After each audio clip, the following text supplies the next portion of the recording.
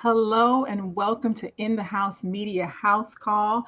I am Shelly Live, your host, and we are here with the lovely actor Carl Kennedy, who has been seen on OWN, CBS, TV1, Disney, Amazon Prime, NBC, Hulu, and the list goes on and on and on.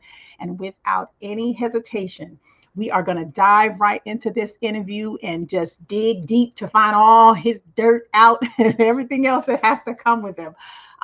Welcome, Carl Kennedy. It's a pleasure to have you on our podcast today. Thank you for having me. So, we're going to start off by asking, tell us about yourself, about Carl Kennedy and your walk. Let's start out with where you're from, and how you started out before you became the actor. Sure. Born and raised in Eastern North Carolina. I felt like I grew up very slow. Both parents in the household, thankfully. I know that's not always the case, with people nowadays, but super, super thankful for that. I just went the traditional route. I would say the traditional route would be the collegiate route. None of it was luck. It was all actual work. So, K through 12, like everybody, and then associates, bachelor's, master's, and so forth and so on. And I was reading about you, and I know you said you started out in theater. What was that like? I did. What led you I did. to there? Was that? Well, theater for me was my way, to be completely honest, to get to TV and film. Now, I love theater. Obviously, everyone loves the intimacy of theater. But it was my way personally to get to TV and film. And then it was my way to also gain knowledge and experience about the industry as well. So theater was the thing for me. Theater was the most tangible. It was palpable, right? Almost everywhere, everybody does theater almost everywhere. It doesn't matter if it's a small town, mid-sized, large town, everybody does theater. So you can do something at your local theater, or you could go to, if you're in North Carolina, Wilmington, North Carolina, and do theater there. And of course, that's where I went to undergrad as well for my bachelor's in theater, University of North Carolina at Wilmington, and, a thriving theater community down there in Wilmington, as well as film. But for me, Wilmington was theater. Okay, so what was the first thing you did in theater? And do you remember? The first thing I did in theater, oh gosh, I would say the first thing that came to my mind, but to be completely transparent, was actually I was doing poetry first. That was the first stage for me. And then, all those things are. So give me something. Give me something in poetry that you did. Give you something in poetry? Give me something that you did. Give me something that you did when you was in theater in poetry. Since you said you started in poetry, what was the first thing that came out your mouth? Okay. I remember when the walls used to sweat and freeze. When my grandma stood in line, we were thankful for that block of cheese, a piece of loaf bread in 350 degrees. Some know, but most wasn't as lucky as me. In life, we kept up. Wasn't when it's been a while, but yes. I know, but you got it. You got it good. It's been a while. You got it honestly. But that's amazing. Back, but yeah, I started. It was very much spoken word. Yeah, very much so. So you moved around. You came out of North Carolina. So how did you end up in Atlanta? Let's go through your walk. What got you here? Okay. Oh gosh. So again. K through 12 up to community college was in Eastern North Carolina. And then, of course, undergrad as well, Wilmington, North Carolina, which is still Eastern North Carolina. Which we're right almost on the border of South Carolina there. Okay. So I would say if we go by years, 2000 and 2003 was community college. 04 to 06 was bachelor's, and that was in Wilmington, North Carolina. And then immediately after that, 07 to 10 was graduate school at the University of Washington, Seattle. Okay. So when you got to Atlanta, we're in Atlanta now. So what? Oh, we're in Atlanta now? Oh, no, I'm so sorry. We're in Atlanta now. we're already in Atlanta. We fast forwarded to Atlanta. So we're in Atlanta now. So what year were you in Atlanta? I've been in Atlanta since 2000, well, late 2016, technically. Yep. Late 2016. Your first break on film. Well, we'll start with getting my first agent, which I'm still with them. They're my Southeast agent, Houghton Talent. And I've been with them since, I would say, late 16, which was December. And then no more than or less than 30 days from then, I booked Greenleaf, which was in January 17. And I signed with Houghton in December 16. So less than 30 days, I was with did Greenleaf in that first year. Greenleaf, Haves and the Have-Nots, MacGyver, Bobby Christina opposite Vivica Fox, and The Quad. That was the first 5 SAG projects I did that first year. So I was in LA in 2015 before that. So I definitely couldn't go back after the success that I was able to see during that first year. In Atlanta. So let me ask you, how was it on the set of Greenleaf? On the set of Greenleaf, the first thing I remember is the Greenleaf was actually a live audition. I was a poker player, so it was a live audition, and I actually play cards. So I came in dressed as the character. So, this guy was very flashy. So I came into the audition with that. And I also came with a prop. I don't know if people still do that. But again, this was a live audition. So I came with a deck of cards. And the hand that I had with me, I had all the cards, but I had the royal flush in my hand. And I remember the director being surprised that I was that prepared for an audition. And I said something slick. I was like, oh, when you graduated for the University of Washington with your MFA, you come prepared. And I remember him saying, it shows, thank you. And I had the hand that they asked for in the actual, in the sides. So do you ever get nervous? Like, are you ever nervous when you're going up for these parts? I will say this, and I think this, well, for the viewers, is for everybody. I will say fear is the lack of repetition for the performer. So, we see those guys, we see these people in these Las Vegas residency, and they're on this little spinning wheel. I think it's a commercial out right now, and the wheel is spinning, and he's doing jump rope on that wheel. That seems pretty scary to us, right? Because we haven't done it. It's not scary to him because he's done it thousands of times. So again, fear is the lack of repetition. So, to me, I'd rather be excited, Shelly, than I'd rather be prepared than excited. So yeah, I'm usually not fearful because I've prepared in my mind all my life for these moments that I'm witnessing or experiencing now.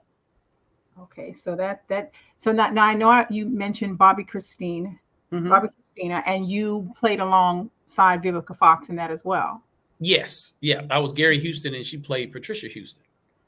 And did you have to audition for that part as well? Or was one of those things that just kind of came? No give me so far. A lot of give me a lot of give me's in the world of theater, but for anything here in the Southeast in Atlanta, Georgia, I've had to audition for everything, which I don't mind. I feel like it's a very comfortable space for me. But that was a live audition. George Pierre was the casting director, and I remember him giving me so many different directions in the audition room. And I remember when I finished, he says that was good. Like not a lot of people can make those changes or those shifts in the audition room. But, of course, unless he looked at my resume, he didn't know where I came from or where I hailed from. So let me ask you, so how was it acting with Vivica Fox?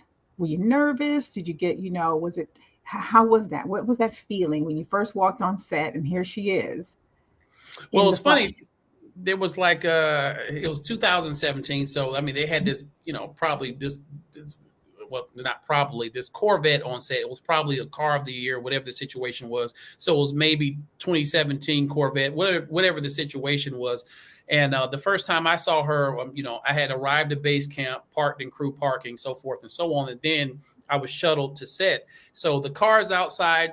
She's outside is the exterior shot when Bobby Christina is being gifted the vehicle. I don't know if you guys remember that. And she was there.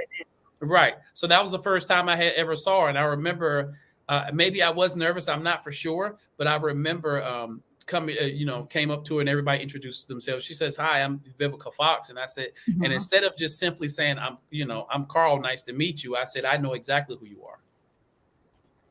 Okay. Because I've met, I've had the, pleasure of, I've had the pleasure of meeting her. I said, I know exactly who you are. I don't know. That's what maybe that was nerves. I don't know if it was nerves. I don't know if it was nerves, but that's what came out. I know exactly who you are. And so I'm, and I'm there to work. I don't really, my mom would say, excuse me for quoting my mother so early in this interview, I have a good bad habit of doing that. My mom always says, well, I only praise God. And then, I look everybody else country wise. I look everybody else in their head and teeth to their head and teeth. Okay. So I'm always here. I don't bow my head to anybody or I don't see anybody as higher than me or lower than me. If it was Denzel Washington, if I was on a conversation with him, I wouldn't look at, I don't look at people as special. We all breathe the same air. So exactly. And that's something good to walk away with, actually, to the viewers that are watching. It is. But do you ever get on set? Are you ever on a set where you're like in any kind of, well, you say no fear. So or fear is the lack of repetition. Yeah. Do you ever get nervous to where you're like, okay, you want to get it right. You want to get it going. And you have these butterflies and little tangles that come because you're sitting right next to someone that's really powerful and you're playing her husband. You know what? Once you get on set, once you're set life or whatever they like to call it, no, you really don't. Because here's the thing. You already do the audition, right? And then you book it from the audition. So, when you get the audition is probably 48 hours into your body, right? You get the audition on Tuesday, is due Thursday, right? Or something close to it like that. So, and then it might be a week or two before you film, Shelly. So by the time you get there, it's already soaked into your body. And to be completely honest, I've never done anything else as an adult but perform on stage, perform on screen. So to me, it's breathing at this point. But I don't, like I said, again, because I don't praise people. Yeah, I don't really look at anybody. I don't look at them as competition or anything like that. We're here to work, right? I'm not even me at that point. I'm the character. So it's less about me. I put myself as the performer to the side, and now it's time to serve the character and serve the story. So let's talk about the have and have nots. It was recurring on that. Who did you play? Officer Gordon. So I don't know if you remember when Jeffrey went to jail. I always tell people that, and yes, I use a fan older ladies like, So when Jeffrey went to jail, his father, David Harrington, attempts to, go speak to him, and I asked him, is Jeffrey an inmate? Is he an officer? So forth and so on, because he's not giving me a lot of information. And then he basically says, David says, I'm his representation. And, we have this back and forth. I call the DA, so forth and so on. And the DA ends up coming up there in another episode and lets David see his son. But I'm not giving him a trouble. There's protocol to it. I'm an officer. I'm in my surroundings. I feel like I have the higher status. And you can't just come up here and muscle your way. Like, I got a full utility bill. I got a gun on my hip, as the officer, and you're not just going to come to the precinct and just, a bully, throw your weight around. That's not going to happen. Not on my shift. So how do you prepare yourself for a character? Oh gosh. How do I prepare myself for a character? I don't know if I have a short answer, but I'll give you one. No, give me an answer. We have time. I would say people want to know these things, like these are things that people would like to know. The first thing that comes to my mind, to be completely honest, is Uta Hagen's 6 steps, right? Who am I? What am I given circumstances? What are my relationships? What is my objective? Meaning, what do I want, right? What's standing in my way? Meaning, what's my obstacle? And what do I do to get what I want? Which is, what are my tactics, right? If you knock on the door, right? Well, let's say my objective is to get in the house, right? Whatever, my house or someone else's house. Let's say if I go over to Shelly's house and I'll knock on the door. Knocking on the door is a tactic, right? To achieve what? My objective, which is getting in the house. So let's say if you don't answer the door from the knock, I might change my tactic, because doing the same thing and expecting different results is insanity. So now I might ring the doorbell. I might look through the window. I might go around the back. I might call you on the phone. I might wait in the car. All of these are tactics to achieve your objective, which is doing what?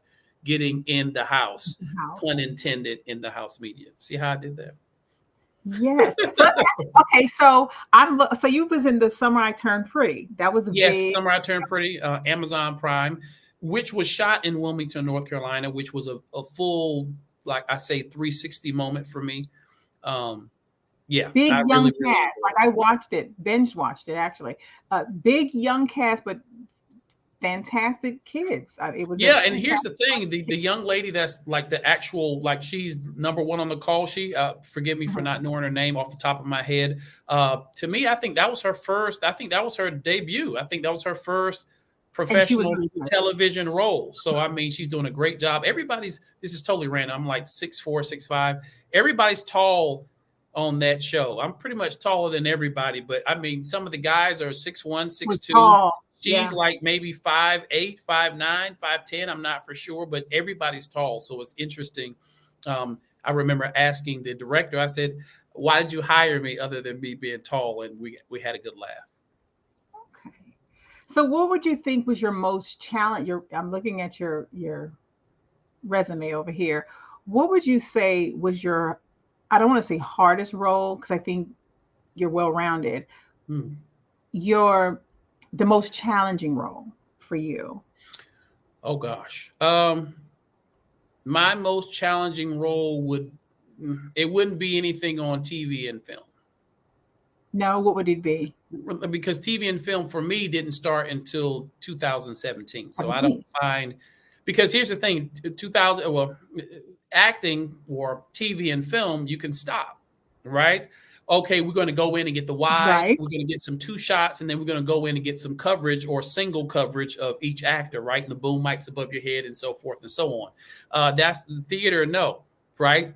The curtain opens, you go into on the intermission, right? You go into intermission, good, bad, or ugly, and then you go, boom, you come back after intermission and you go. So I would say 2-man show I did in the province of Alberta, outside of Calgary. We were in Rosebud, and it was the Sunset Limited by Cormac McCarthy, if I'm saying his name right. So please forgive me. Somebody's watching that and you say, oh gosh, you just slaughtered his name. But yeah, the Sunset Limited, which is a play, and it was a 2-man play. Just me, another gentleman and myself. And that was probably the biggest challenge I've had to date. But I haven't been challenged in TV and film. And it's probably because it was in the latter part of my journey, or my continuing journey, than the first part. Again, 2017 to present has been TV and film, and 04 to 16 has been, undergrad all the way up to, present, not present day, but 2017 when I came to Atlanta. So everything was theater. Yeah, you have a lot under your belt. I hope for being just from 2017 to present. Yes, I hope to have the opportunities I've had in theater in TV and film. If I can do that, then I can rest easy. So we're gonna play some of your clips shortly, but I just have one other question. I always wanted to ask an actor this: how do you make yourself cry? Like, what do you put yourself in to make yourself cry? That's always the biggest thing for me. So how do you? I know that they say, put yourself in the place of a character, own the character, know the storyline, where you're headed, and put yourself there. But how do you do it? Well, I'll say this is the first thing I've noticed about what you actually said, or the words that you use. You don't make yourself cry, right? Because that sounds like a forcing, right? I say, instead of making or forcing yourself to cry on camera, or stage, I would say it's about allowing and giving permission. Giving yourself permission to imagine, giving yourself a permission to dream, giving yourself, this is what I really tell people, and I'll keep it short, I promise. Acting has to be your safe space. Mm-hmm. Right. And it's therapeutic for a lot of people. Acting has to become your safe space. So when acting is your safe space and you invite the audience in to journey with you, right, they're carrying you along. And now I can experience hurt. I can experience pure joy. I can experience any kind of satisfaction, right? Because this is my safe space. If you don't feel safe, you know how somebody will call you or you'll call somebody and you want to burst out crying, but they don't receive you. So you go to the next person. And as soon as that person makes you feel comfortable, what do? Now you can release. You allow yourself and you give yourself permission when you're in a comfortable space. So when you make acting, TV, film, or stage your safe space, then you're allowed to, or you give yourself permission or allowed to fully immerse yourself in the character and, and feel what that character feels. But also too, really quickly, you have to make sure your performer needs are taken care of so you can fully surrender and give yourself wholly over to the character. If you don't do that, it's almost impossible. I don't really do any cry sticks or Vicks Vapor or anything like that. Into your eyes. Yeah, right. And I'm thankful I don't have to, only because, I don't think I've ever lost my sense of imagination. I used to drive around in the car, and it might be, forgive the reference, it was the Bad Boy reference. Carl Thomas, maybe one of his little sad songs, right? And or ballads or whatever, and driving and putting myself in these R&B songs while driving. I might be at the light crying because I'm picturing myself as this character going through this situation, and I'm in the car, I'm in a safe space, and I remember, I haven't done it in quite a while, but when I was younger, and you might be crying at the light and you don't feel bad, but you're just feeling for the particular character. And again, it's allowing and giving permission. Okay. So we're not going to delay this. We're going to play one of your theatrical clips. Just to let these viewers see how good you really are at this. Okay. Because I think you're amazing. So we're going to let the world see what we see. Sounds great.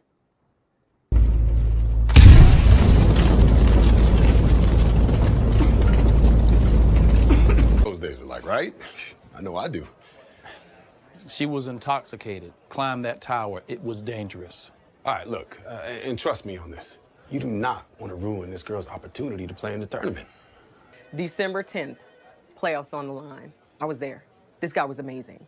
Okay, caught the ball, was supposed to go out of bounds. Instead, he runs it all the way down the sideline for the TD. Absolutely amazing. Who are we talking about here? Oh, no. Just like I told the guys before you, I don't traffic in rumors. So what happens at Fairfax stays at Fairfax. Fairfax. Hillman Media Group? Look, let's just focus on investing in a company that is scandal-free and exponentially growing. Now, who wants some scotch while I walk you through our castle renovation? Yeah? I think he's gonna lose his right arm. What was the number on the readout before the explosion? Was it above a 4? No. When the levels are that high, the machine just shuts down. And we both know it sometimes gets disabled, which is why you're there to check it. Was dust obscuring the readout? There might have been. As tensions escalated between rioters and local police, officers were asked to stand down until the Florida National Guard arrived. Cowards. Rather watch the city burn than help anyone. You didn't do Tyron Lewis much good. People have been mistreated for a long time, Daddy. No one ever helps them. Breaking stuff probably made folks feel better. I see great things for you, baby girl. Scoop him up. Sorry, but Elwood Davis is here. I'll make it quick. He asked for Director Weber.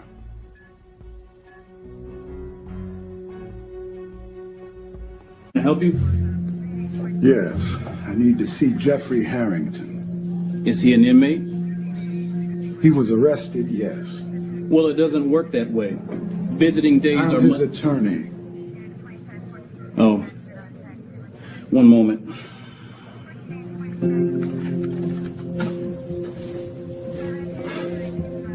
How long? I need to call the DA's office. Why? We have to let them know if there are visitors. This shouldn't take long, sir.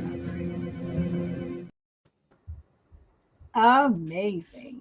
So let's talk about a few of those clips there. Some of them seem very intense. I mean, but it's amazing. It's you can tell that this is something you're really, really, really great at. And it's a pleasure just talking to you on In the House Media House Calls this evening. Tell us about those clips. because they're like, they was kind of powerful. The door, breaking in the door, busting down that door that you was talking about, getting inside. When I was breaking into, I was actually trying to, I guess my objective would be to save a girl that was trapped inside. Actually, that first clip, that was a suicide prevention PSA that we did for Georgia safety workers, right? That includes EMS, fire, and police. And I was, of course, playing a sergeant there, coming in and, of course, again, trying to save the young lady. I didn't have I didn't save her. So it gets a lot darker. And I was actually speaking to a colleague earlier and was actually discussing that particular piece. And people don't know that, the suicide rates of safety workers, it doesn't matter if it's Georgia or any other of the, the states there. The suicide rates are really, really high. You got to realize it's kind of hard to transition and not take the work home when you're a safety worker, right? When you're EMS, when you're police, when you're fire, all the stakes are, 99% of the time is life or death. So it's really, really hard for those individuals, or it can be difficult for those individuals to make that transition. So that PSA, hopefully has reached some people and let them know that if they need help, right? If they need someone to talk to, that there is a helpline available. There are people available that care and that are ready and willing to assist them in their time of need, like they have assisted everyone else, the general population in their time of need. So what's next for Carl Kennedy? What's next for you?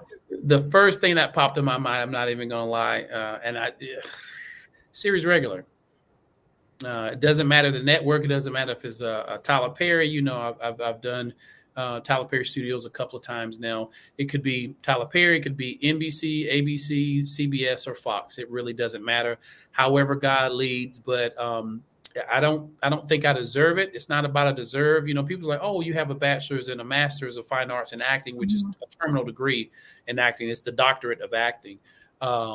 And years of experience, 13 years since then. And I book quite often. I'm thankful. Thank God for that. But I think it's not about an earned for me, because I don't like that word. I think it's more about I'm qualified. Right. I'm qualified. Right. And I think that's sometimes, and that's what I think I hang my hat on, is I'm qualified and overqualified to be a supporting or a lead in, let's say, a film, or co-star, guest star, recurring series regular in TV. In TV. What else do you have under that belt of yours that you would like to share with our viewers that you do in Atlanta? Oh gosh. Well, I do own a self-tape studio just right out of the apartment, and I'm helping other actors reach new heights. Of course, some of them are, it's an old hat to them, so they're always booking and so forth and so on, and they just want to sharpen their iron with someone else of their ilk. And then of their caliber, excuse me. And then it's also people that are looking to book their first co-star. Right. So helping those people navigate those self-tape waters. I have set up here, and I'm the kind of person, I don't just want to, it's not a nail shop, right? I want to, excuse me, I want to help them or assist them to learn how to do it. I always tell people, I tie the left shoe, you tie the right shoe. I don't want to just, sit back, relax, throw your headphones on, let me edit your stuff. No, let me teach you how to edit, right? I don't want to just, okay, do this and do this like you're a puppet, right? Oh, let me teach you the fundamentals so then you can go out and bless someone else. So where can people find you if they're looking for a coach? Some type of help, please direct them to where your platforms. This is your pitch. This is your audience. This is your time. Throw it out. Almost anywhere on social media, not too active on Twitter, but definitely Facebook and Instagram, Carl Kennedy Actor. I'm super, super easy to find. Instagram specifically is Carl with a C, CARL_Kennedy, like the president, _actor. So again, Carl_Kennedy_actor, and that's IG. And you can find me, Carl Kennedy Actor, almost anyway. Carl Kennedy, if you just type that in, everything you'll need will pop up. My IMDb Pro, my Actors Access, my Instagram, and my Facebook. And I try to respond to all messages and inquiries. So yes, please feel free to reach out. I'm always here as a resource. Carl, it has been my pleasure. And this interview has been fantastic. I see you going a lot of places. You're amazing. Like I said, your roster speaks for itself. The words, I can't even find the words right now. I wish you all the success in your walk in this, and I'm going to see you at the top. I know I am. 100%. And you're going to get there. I would like the opportunity to redeem myself. All my poetry friends, if they're watching this, they're gonna definitely clown me because I started. You want to say it now? I was like, oh no, I got to run that back. Okay, go ahead. So if you allow me, I would love to run it back. Yes, it is your floor, Carl Kennedy. There he goes. He's going to give y'all the 1-2-1-2, and then we're out of here. Okay, so here we go. So just to give you a little intro, it is really quick. It's just one of the first poems. So it's so way back. So it is rusty, and it may be rusty again, but it's short. And I do want to share with you guys. I felt like if I was writing my life story, maybe up until this point, or maybe up until, right before I came to Atlanta, this is what that poem is to me. So that's why I had to definitely get the run back. But here we go. I remember when the walls used to sweat and freeze. When my grandma stood in line, we were thankful for that block of cheese, a piece of loaf bread in 350 degrees. Some know, but most wasn't as lucky as me. In life, we crept up, wasn't winning, but kept up. Any complaints were kept shut because the projects were a step up. Remember mama crying in church, I understand. Now, as a man with childish thoughts in the sand. They used to tell her, you ain't doing nothing but raising an army for Uncle Sam. Raising 3 kids off Spam, pork and beans and ham, sandwiches I am. The product of living hard. Excuse me. A living God fighting and beating odds. My mama didn't spare the rod. Now all 3 kids in school. Community college and moving past the undergrad and bachelors. My little brother has his master's. You reap what you sow, so I'm driving the tractor. You keep what you grow. Surviving no longer a factor, but still, I remember when the walls used to sweat and freeze. And when my grandma stood in line, we were thankful for that block of cheese. Redeemed.